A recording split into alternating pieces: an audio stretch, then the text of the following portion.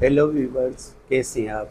उम्मीद है आप सब लोग खैर और खैरियत से होंगे। मेरा नाम है डॉक्टर विजय कुमार ए सचदेव और मेरे यूट्यूब चैनल का नाम है expert of disease and it's treatment.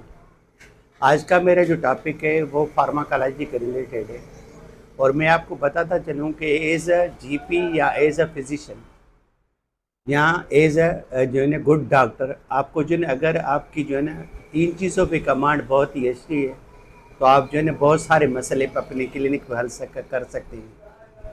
जैसे आपकी फार्माकोलॉजी हो गई, पैथोफिजियोलॉजी हो गई और मेडिसिन हो गई। अगर इन पे आपकी जो है ना गिरफ्त अच्छी है और आपका प्रोविजनल डायग्नोसिस, डिफरेंशियल डायग्नोसिस और फाइनल डायग्नोसिस, इसमें आपको कैच करने की क़ुव्वत है या पावर है या नॉलेज है तो आप आराम से कोई भी डिजीज़ ट्रीट कर सकते हैं।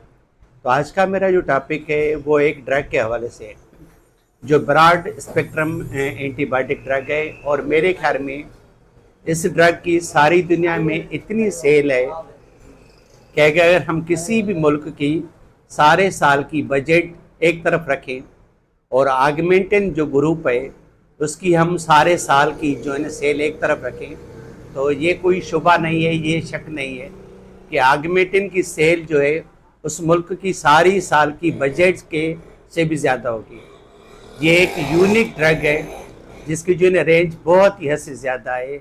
एक्सेप्ट जो है ना मेरे ख्याल में, जहाँ तक मुझे अंदाज़ा है कि एक्सेप्ट साल्मोनेला टाइफी और साल्मोनेला पैराटाइफी, इस पर इसकी कवरेज बहुत कम है। मगर अदरवाइज़ अगर हम ग्राम पॉजिटिव ऑर्गेनिज्म देखें, ग्राम नेगेटिव ऑर्गेनिज्म देखें, एटिपिकल पैथोजीन्स देखें, एच इन्फ्लुएंजा ऑर्गेनिज्म देखें या सीडोमोनास देखें, तो हर जगह पे इसकी जो है ना पेनिट्रेशन बहुत ही अच्छी है और इसकी MIC लेवल भी बहुत ही अच्छी है। और मज़े की बात यह है कि आप ये न्योनेट से लेकर ओल्ड एज तक हर बंदे को आप दे सकते हैं, यानी कि इस फॉर्म में भी है, ये ड्रॉप्स में भी आती है, सिरप फॉर्म में भी आती है, टेबलेट फॉर्म में भी आती है और इंजेक्शन फॉर्म में भी आती है।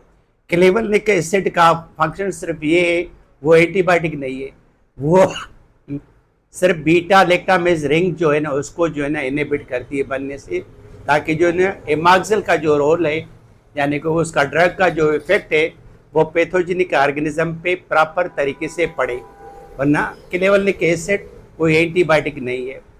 तो इसका जो कंप्लीट नाम है वो है को एमाक्सिक्लेव, यहाँ शॉर्ट फॉर्म में हम इसको आगमेंटन भी कहते हैं और ये फार्मास्यूटिकल इसका नेम है और जेनरिक नेम जो है वो है को एमाक्सिक्लेव। तो आते हैं इसके इंडिकेशन की तरफ। इंडिकेशन में ये है कि अगर हम सर से लिखें तो सर में जो है ना सेबोरिक डर्मेटाइटिस हो गया या कोई भी यानी कि हेमाटोमा हो गया या कोई भी जो है ना इन्फेक्शन हो गया, फॉलिकुलाइटिस हो गया, मेनिंजाइटिस हो गई, बैक्टीरियल मेनिंजाइटिस। उसके बाद आप आ जाते हैं अगर आय में आपको कोई भी चोट लगी है तो बैक्टीरियल जो है ना इन्फेक्शन ऑफ आय उसमें आप लगा दे सकते हैं। एक्यूट साइनोसाइटिस उसमें दे सकते हैं, एक्यूट और क्रोनिक सुपोरेटिव ओटाइटिस मीडिया उसमें आप दे सकते हैं और एक्यूट ओटाइटिस एक्सटर्ना उसमें आप दे सकते हैं। अच्छा, अपर आरटीआई में आप इसको दे सकते हैं।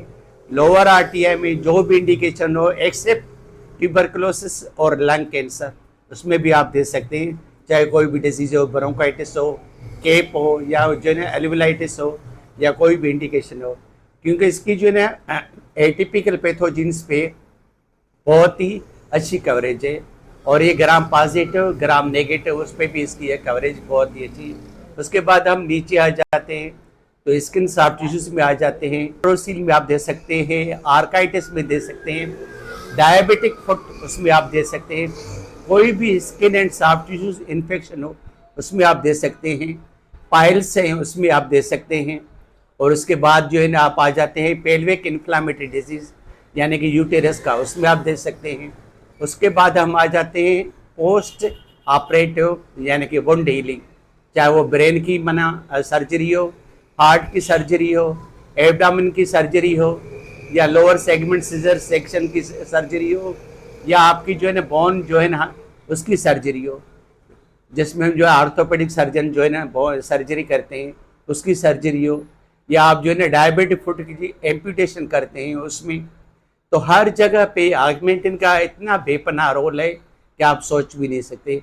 और मज़े की बात ये दुनिया की वाहिद ड्रग है जिसका अभी तक जो है ना रेजिस्टेंस बहुत ही कम मिला है।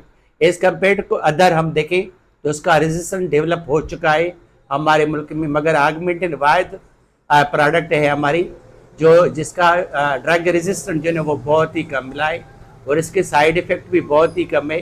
कभी कभार ये मरीज़ में जो है ना डायरिया जो है ना वो काज कर सकती है, या इसकी टेस्ट जो है थोड़ी जो है ना जो है ना बिटर है, जिसकी वजह से पेशेंट जो है ना कंप्लाइंस में थोड़ी बहुत डिफ़िकल्टी होती है।